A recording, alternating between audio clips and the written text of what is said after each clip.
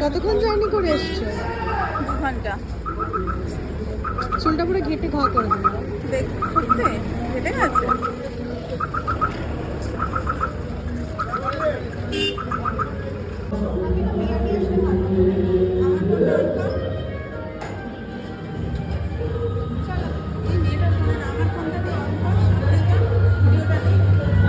চলো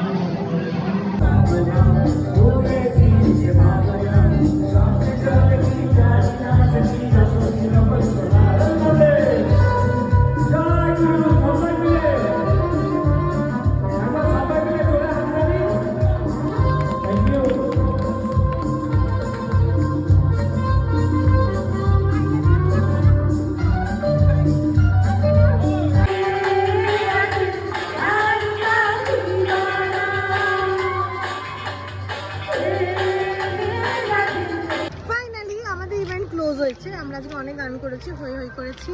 এটা একটা অন্যরকম এক্সপিরিয়েন্স, লাইফে কোনোদিন করিনি। হ্যাঁ, লাইফে অনেক রকম আলাদা আলাদা এক্সপিরিয়েন্স সবার হয়ে থাকে, আমাদেরও হয়েছে।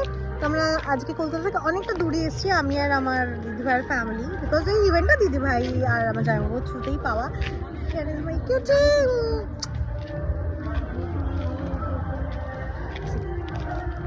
ইভেন্ট শেষ, শেষ, সাজগোজ শেষ, এবার আমরা বাড়ি যাবো।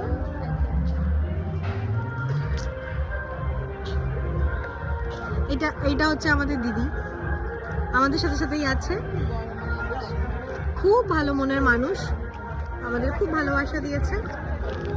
আমার আজকে আরেকজনের সাথে পরিচয় হয়েছে, ইনি ইন্ডাস্ট্রিরই মানুষ। মানে হয় না কোথাও না কোথাও আমাদের ইন্ডাস্ট্রি খুব ছোট, কোথাও না দেখা হয়ে যায়।